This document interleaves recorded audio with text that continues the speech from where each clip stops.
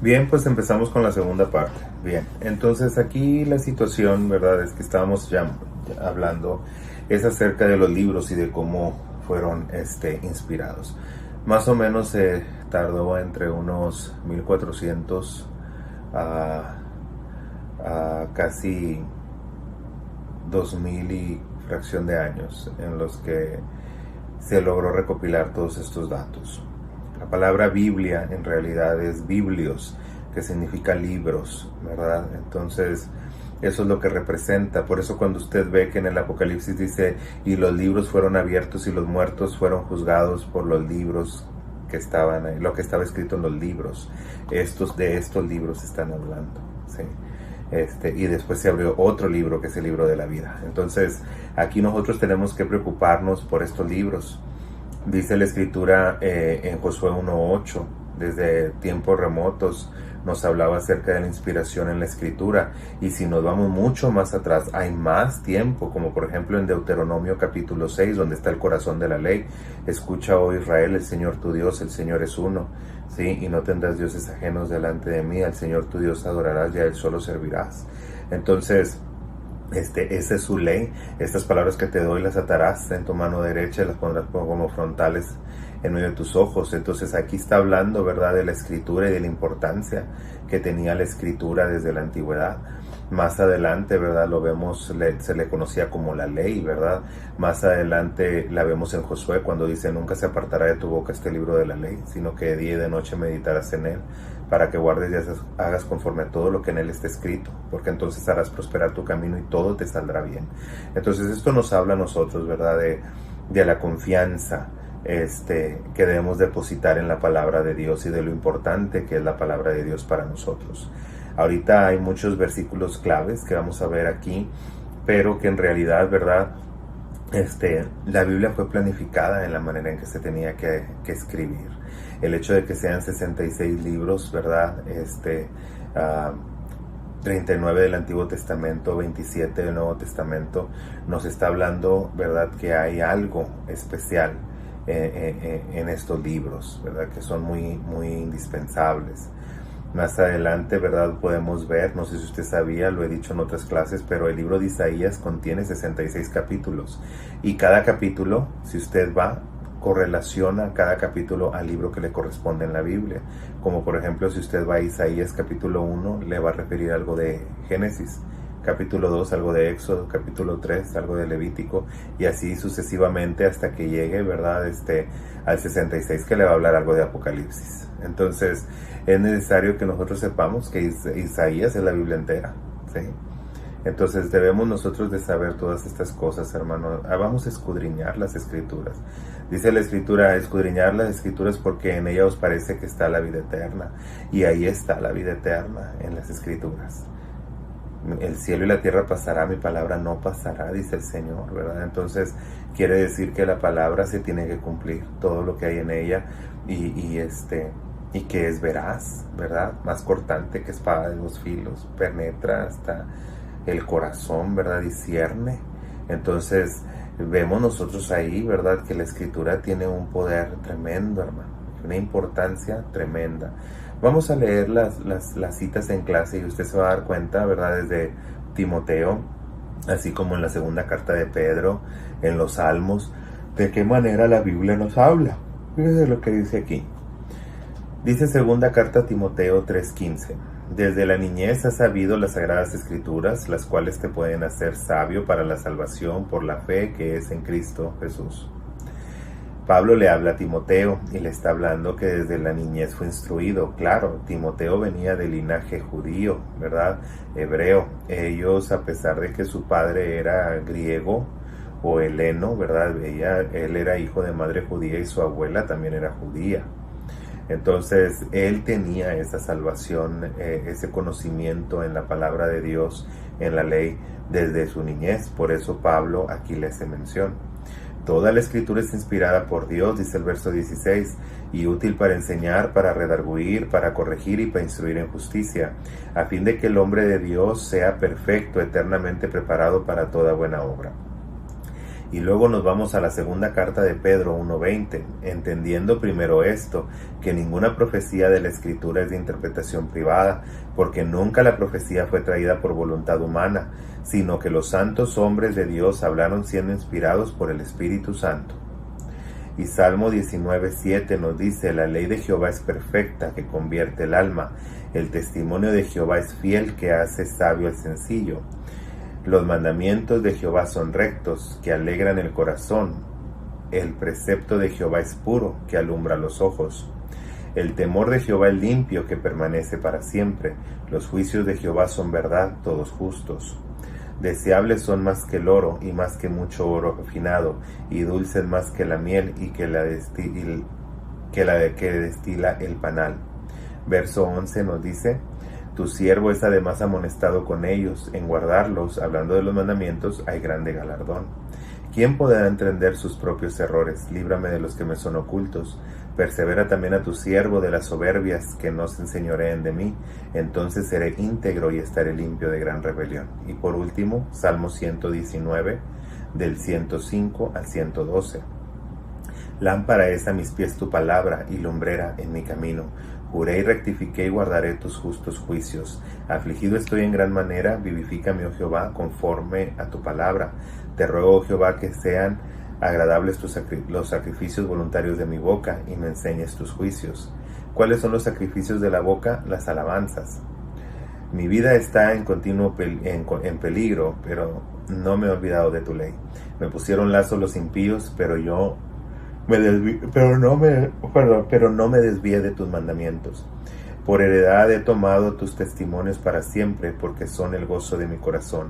Mi corazón incliné a cumplir tus estatutos de continuo hasta el fin. Ahí nosotros vemos, ¿verdad?, que cuando habla de la ley, cuando habla de la palabra, también le llama estatutos, preceptos, porque hay 613 de ellos, ¿verdad? Es por eso que 6, 1 y 3 son 10, igual que los 10 mandamientos, porque así es, ¿verdad? En la Biblia existe mucho la numerología también. Y todo tiene mucho que ver, ¿verdad?, con las palabras. Recuerden que las palabras judías, el alfabeto judío, no solamente son de la Alef a la Ta, sino que también, ¿verdad?, son 22 letras. 22 es el número del Mesías. Esas 22 letras, ¿verdad?, también son exclamaciones, también son números, también son expresiones, también son notas. Entonces nosotros vemos que ese vocabulario, por eso Dios lo escogió de esa manera, porque era un vocabulario que se prestaba para hacer todo este tipo, ¿verdad?, de enseñanza profunda. Entonces, ¿qué vamos a ver más adelante? Vamos a ver acerca de que la clase nos habla de 3 puntos básicos. La Escritura es divinamente inspirada.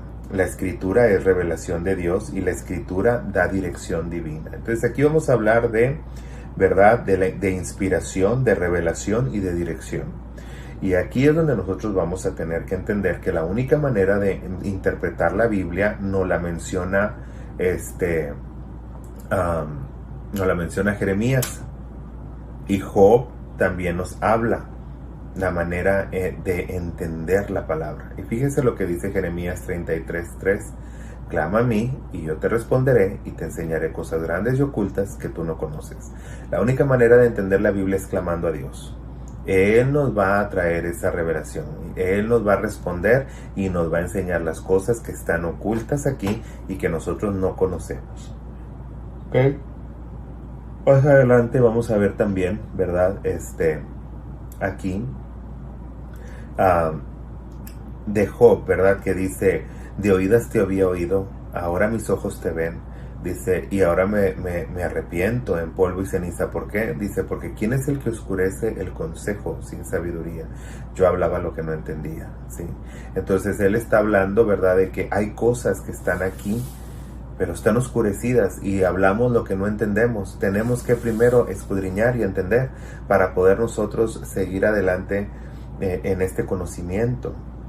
Entonces la Biblia es un libro, son un conjunto de libros muy interesantes, ¿verdad?, del cual nosotros podemos en realidad sacar mucho provecho, ¿sí? En otras palabras también se refiere a la Escritura como la sabiduría, como el temor a Jehová, ¿verdad? Son otros nombres que tiene la escritura de Dios, ¿verdad? Se le conoce también como la escritura, se le conoce como las sagradas escrituras, se le conoce como la palabra de Dios, se le conoce como verbo, se le conoce, ¿verdad?, de una múltiples formas, ¿verdad? Pero la Biblia también sabemos que se personificó y fue en Jesús.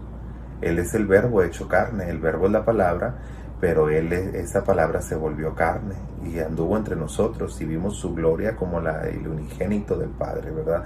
Él es el Hijo de Dios. Jesucristo es la ley que anduvo caminando, es la profecía que anduvo caminando.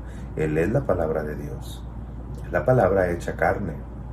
Entonces, por eso es que nosotros tenemos que ver, ¿verdad?, cómo la palabra de Dios puede instruirnos, ¿verdad?,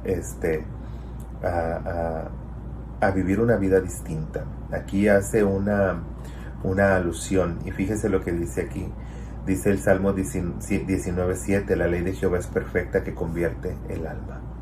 Entonces, lo único que puede cambiar a un ser humano es la palabra de Dios. Si la palabra de Dios no nos cambia, entonces no nos va a cambiar nada, ¿sí? También en Eclesiastés nos dice, ¿verdad?, el fin de todo discurso oído es teme a Dios y guarda sus mandamientos, porque eso es el todo del hombre. Porque ciertamente Dios traerá todas las cosas a juicio, sean buenas o sean malas. Quiere decir que Salomón, que fue el hombre más sabio e inteligente sobre la tierra, dice la Escritura que cuando ya logró aprender de todo, saberlo todo, finalmente él reconoce que todo viene a dar donde mismo. El Señor, el temor de Dios, el guardar sus mandamientos, eso es todo del hombre. No hay nada más, no hay nada más allá. Eso es todo. Se lo está diciendo el hombre más sabio que vivió en esta tierra. Y dice, ¿sí?, el fin de todo discurso oído es teme a Dios y guarda sus mandamientos, porque eso es el todo del hombre. Entonces quiere decir que todo lo que él logró aprender lo llevó de nuevo al inicio, la palabra de Dios. Esa es eternamente para siempre, ¿verdad? Entonces vamos a ver qué más nos dice aquí. Ya sabemos que la Escritura fue divinamente inspirada.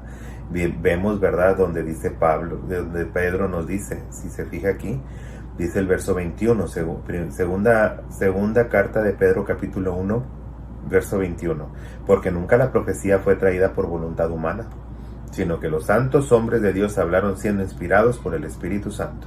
Entonces, el Espíritu Santo, el Ruach HaKadosh, ¿sí?, o la Shekinah, o la Divina Presencia, como usted le quiera llamar, en hebreo, en español, en cualquier idioma.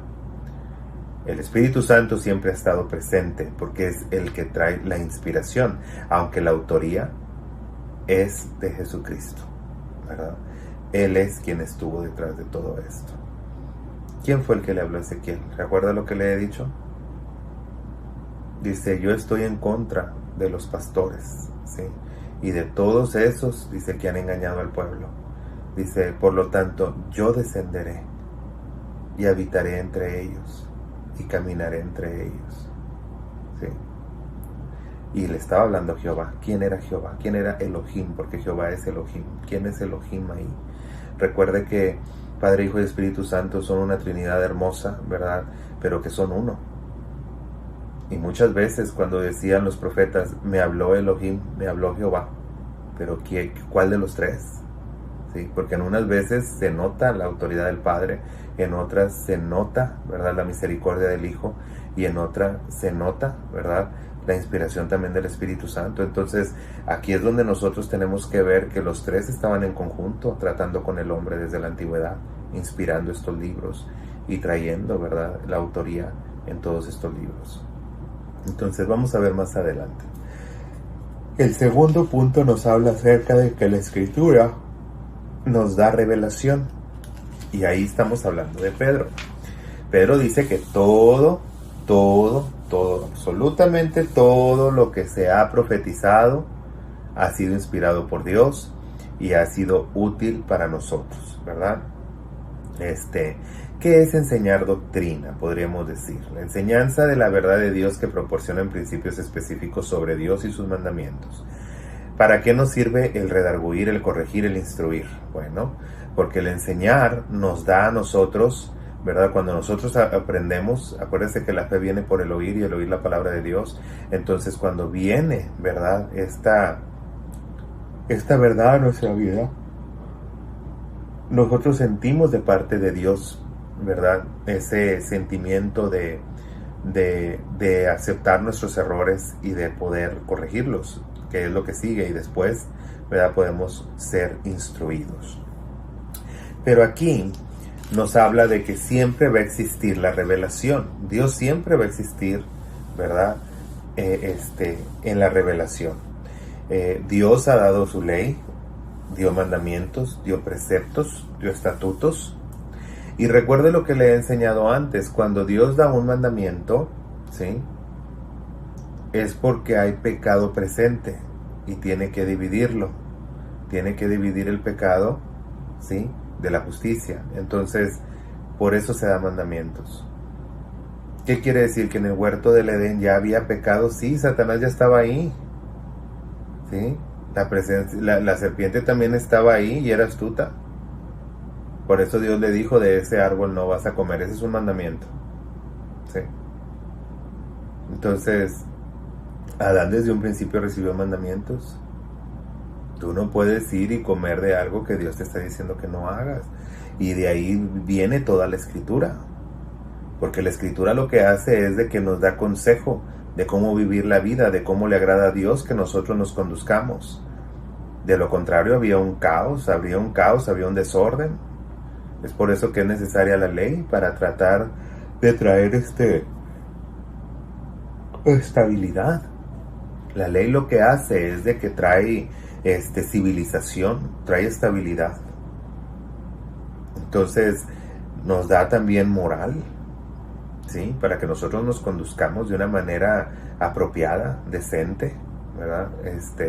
Apta para seguir con la idea original de Dios, que es la procreación del ser humano, y que el ser humano siga procreando, que siga siendo de bendición en la tierra, ¿verdad? Que siga sojuzgando la tierra, los animales, todas las cosas. Ese es el plan original de Dios. Y que vivamos felices, que lo hagamos de una manera correcta, porque cuando nosotros actuamos en justicia, cuando nosotros somos fieles, leales, eso acarrea una felicidad y una paz. Pero cuando no lo hacemos, pues entonces también acarrea un desorden, ¿sí? Vamos a ver qué más nos dice la escritura. Bien. Nos habla también acerca, ¿verdad?, de la dirección que nos da la palabra de Dios. Cuando nosotros hablamos de dirección, hablamos de diferentes tipos de conducta, ¿verdad? La cual nos puede ayudar a nosotros a sobrellevar en los puntos de vista morales, que eso ahorita está muy debatido, ¿verdad? La moralidad del Antiguo Testamento la va a encontrar en Levítico capítulo 20. La moralidad del Nuevo Testamento la va a encontrar en el capítulo 7 de la primera carta a los Corintios. Ahí nos habla un poco acerca de cómo nosotros debemos de conducirnos en cuanto a cuando nos casamos, a nuestra vida sexual, a nuestra vida moral, ¿verdad? Entonces, de ahí viene, ¿verdad? Que le agrada y que no le agrada a Dios. Y ahí es donde nosotros entramos en un debate tremendo, especialmente en un mundo donde ya hay diversos géneros, bueno, que se los inventan, ¿verdad? Porque realmente nomás existe el hombre y la mujer. Todo lo demás es mentira. Todo lo demás es un problema psicológico y es un problema diabólico, ¿verdad? El cual ya da otra cosa, ¿verdad? Pero en realidad Dios dijo, varón y hembra los creó. Así es, y no hay otra cosa. Y si tú crees otra cosa, te lo estás inventando porque no existe, ¿verdad? Y podrás pelearlo y decirlo, pero no existe. Entonces, aquí la situación es de que también a partir de eso, que es la base de la sociedad, viene la familia, formarán, los dos se unirán y formarán una sola carne. Una sola carne no solamente está hablando de que los dos serán uno, sino que también formarán una sola carne hablando de que tendrán hijos, hijos que heredarán la genética de ambos, ¿sí? Y que lo que hay en ellos dos se perpetuará en un hijo. Ahí es donde se junta una sola carne. Yo les invito a que lean un libro que se llama La voz de la Torá, del reverendo Munk. Lo pueden encontrar en una página que se llama neorá.com. Son libros judíos en español, no son cristianos, pero que nos ayudan a entender el Antiguo Testamento. Los primeros 5 libros es un comentario bíblico, viene ¿verdad? Los 5 libros ahí, y conforme se va leyendo abajo, se va, te va dando una explicación, ¿verdad? Como un comentario, y puede darte mucha luz a entender realmente, de acuerdo con el idioma original, los 5 libros, y te va a servir bastante, la verdad. Bien, ¿por qué? Porque Dios diseñó la ley para perfeccionar al hombre. Óigalo bien, no para salvarlo, porque como no se iba a poder cumplir, no iba a poder alcanzar el objetivo que sería la perfección del hombre. Entonces, pero trató de hacerlo, trató de apartarlo, y apartarlo es santo. Quiere decir que trató de hacerlo santo. Lamentablemente no se pudo porque nadie podía cumplir la ley. Entonces, pero se trataba, ¿verdad?, de apartarse, de no hacer lo mismo que hacían las otras naciones, de tratar de vivir una vida piadosa, distinta a las demás naciones. Y en su parte la ley lo logró, ¿verdad? Por eso el judío siempre vivió aparte, no tenía las mismas creencias de la gente de fuera. Y sí, claro que cayeron en rebelión muchas veces y se equivocaron muchas veces, pero Dios trató, ¿verdad?, de hacer algo bueno en ellos a través de la ley. Después vinieron los profetas, ¿verdad? Los libros de los profetas posteriores, los cuales amonestaban al pueblo usando la ley, ¿verdad? Según la ley de Moisés, esto y esto y esto. Y Jehová habló y esto y esto y esto. Entonces, todo ha sido inspirado sobre la ley. Incluso Jesucristo, que representa la ley, y que la cumplió, ¿verdad? Incluso todo el Nuevo Testamento está plasmado de lo que es la ley, ¿verdad? Y los profetas. Entonces, es necesario que nosotros aprendamos, hermano, y nos gocemos en aprender y en escudriñar la Escritura. Nosotros vemos que en el libro de Josué, de los jueces, en el libro de Samuel, de Ruth, todos esos libros nos datan de un cambio en la historia, ¿verdad? Un cambio en donde el pueblo de Israel estaba dejando de ser un pueblo pequeño para convertirse en una nación. Posteriormente vemos, ¿verdad?, cómo termina eligiendo un rey, que Dios no estuvo muy de acuerdo con eso, pero bueno, en fin. Pero la Biblia nos ha narrado historias para que nosotros entendamos el propósito de Dios en el ser humano y cómo nosotros podemos cambiar nuestra vida, ¿verdad? Y aprender, como dice aquí, ¿verdad? Escuchar, ser redarguidos, ¿verdad? Corregir y ser instruidos. Entonces, eso es lo que hace. Para eso, la ley de Dios, para eso está escrita, ¿verdad?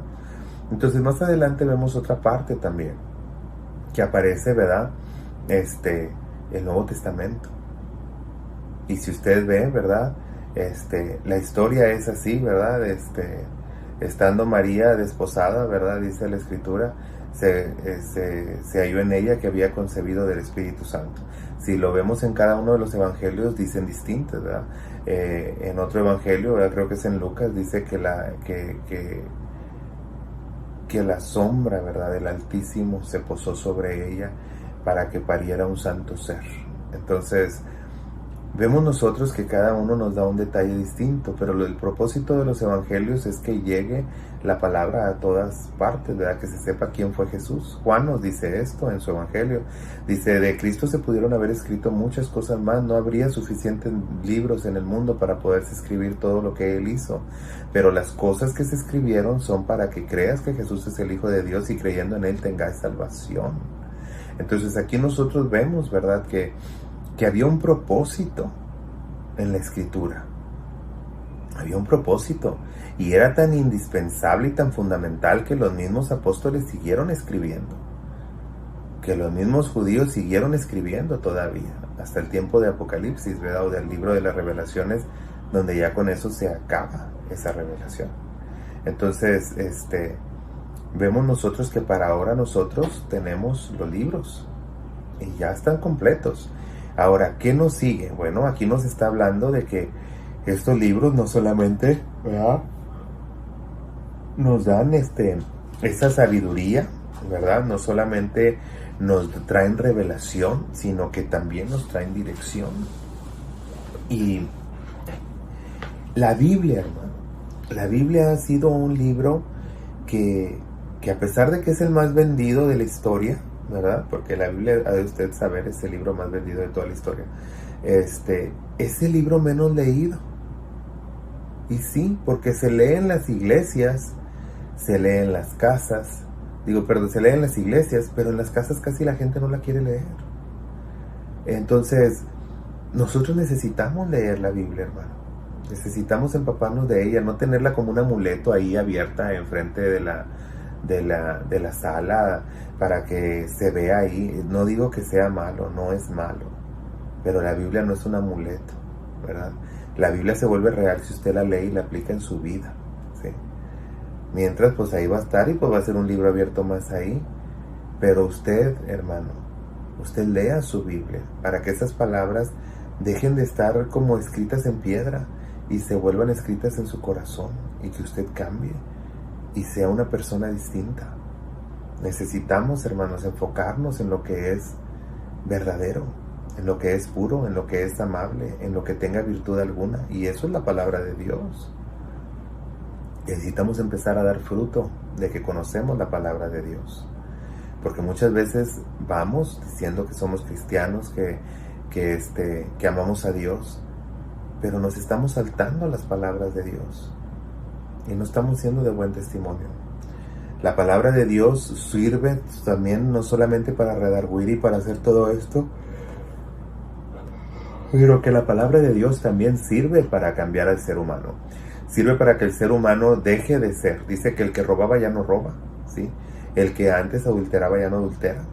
El que antes cometía pecado ya no lo hace. ¿Por qué? Porque la palabra llega.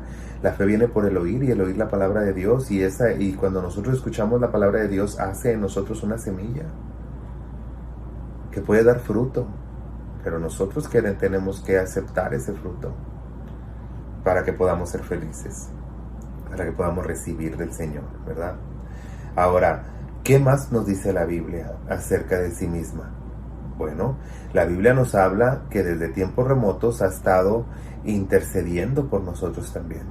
La palabra de Dios, cuando se lee, cuando se habla, cuando se aplica, es una intercesión grande por nosotros, ¿sí? Mucha gente cita la palabra al estar orando, porque eso hace que esa oración, ¿verdad?, intensifique y que tenga un mayor impacto. Cuando usted es bíblico y cuando usted empieza a hablar Biblia, usted está impartiendo vida, porque la Biblia es vida.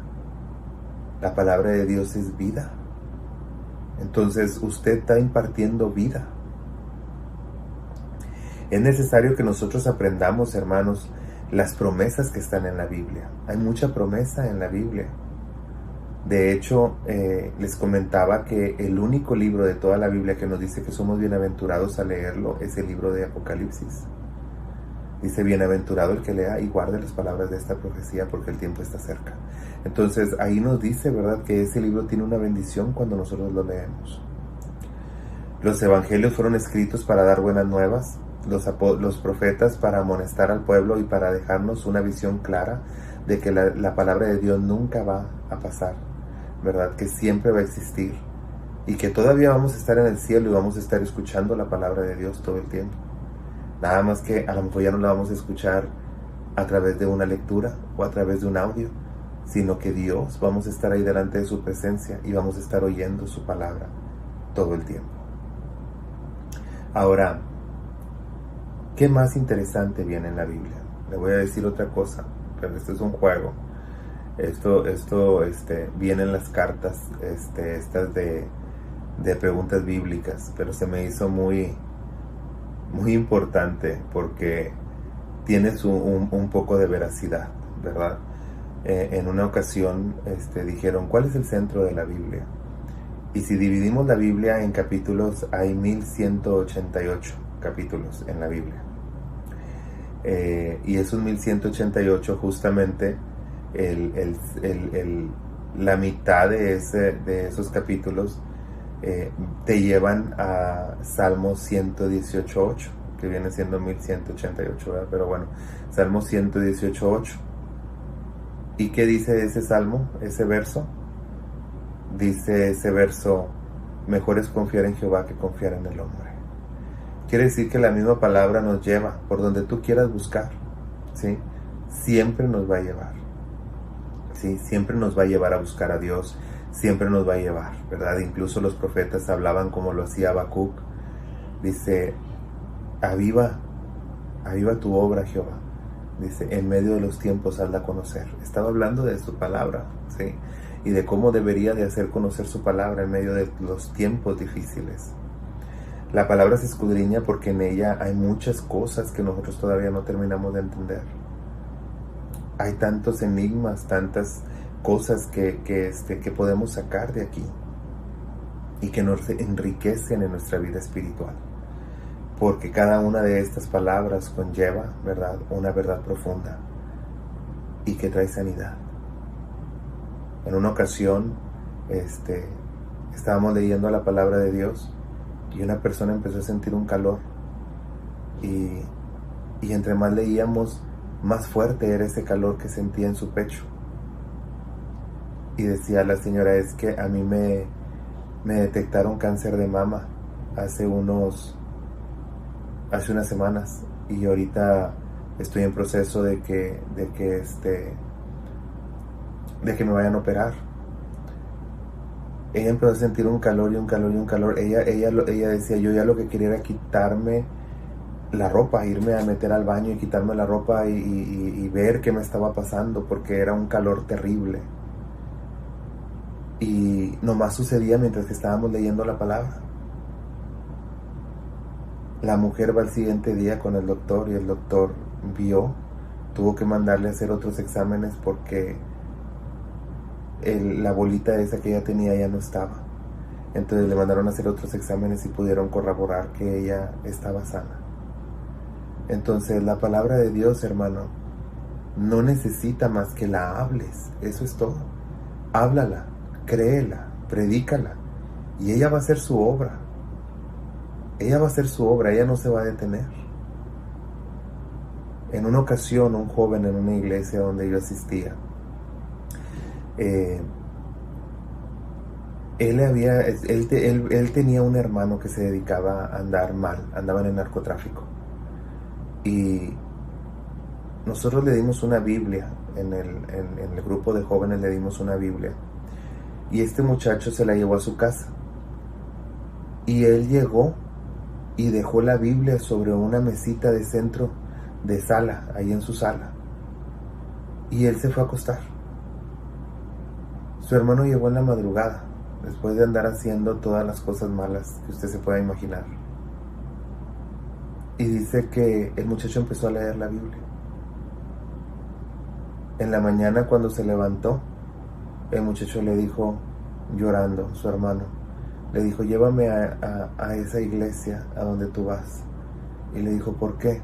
Dijo, porque tú dejaste un libro aquí anoche y yo lo leí. Dijo, y yo siento que algo en mí cambió. Yo ya no quiero hacer lo que hacía antes. Llévame, quiero que alguien me enseñe bien este libro. La Biblia se predica sola, hermano. Aunque tú no la predicaras, aunque tú no lo hicieras.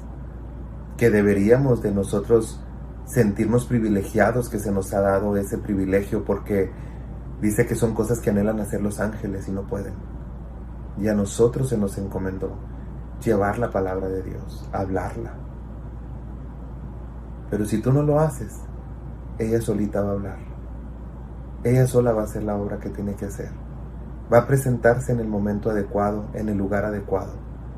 para salvar vidas. Necesitamos, hermano, empezar a creer en la palabra de Dios. Muchos no creen.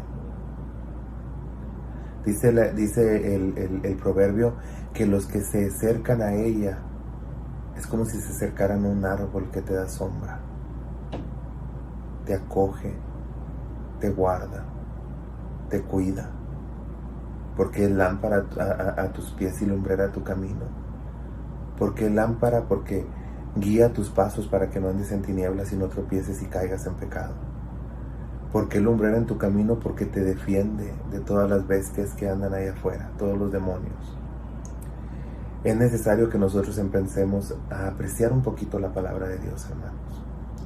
La palabra de Dios es viva, es eficaz, es más cortante que espada de dos filos, que nos discierne, que cuando tú estás leyéndola te hace llorar, porque tú te ves en ella y dices, ¿por qué están escribiendo esto? ¿Quién les dijo de mi vida? Nadie les está hablando de tu vida, nomás que el Señor te conoce, Él te diseñó. Él diseñó tu manera de pensar, tu manera de ser, tu manera de reaccionar. Y por eso cuando Él habla en su palabra, Él te habla de lo que Él sabe. No echemos en saco roto la palabra de Dios, hermano, léala. Y si usted jamás ha leído la palabra de Dios, yo le recomiendo que usted empiece por Santiago y después los evangelios. Y ya puede leer el resto de la Biblia cuando usted desee. Pero Santiago nos da carácter, nos enseña a tener los pies en la tierra, nos enseña que como cristianos tenemos un deber moral, no solamente espiritual, con los demás. Los evangelios nos van a hablar de Jesucristo y de su manera en que interpretó la Escritura, que es la manera más correcta que ha existido. Después sigue Pablo, que nos habla del carácter espiritual y moral que debemos de tener. Y posteriormente ya en el Antiguo Testamento, donde vienen, ¿verdad?, las leyes, donde vienen los estatutos, los preceptos, que en su mayoría Cristo ya los cumplió, pero que hay algunas cosas que siguen vigentes que nosotros tenemos que respetar. Hagamos las cosas bien, hermanos. Busquemos de Dios. No me gustaría avanzar mucho más, pero estaría adelantándome en las clases. Entonces vamos a dejarlo hasta aquí con estos dos videos y vamos a pedirle a Dios, ¿verdad?, que esta palabra que Él ha dejado como un testamento sea en realidad eso, un testamento para mi vida, en el cual yo me preocupe por leerlo, por averiguar lo que está escrito ahí y saber que es un legado para mí y una gran bendición. Dios les bendiga y nos vemos la próxima semana para la próxima clase. Dios les bendiga. Que tengan un feliz domingo.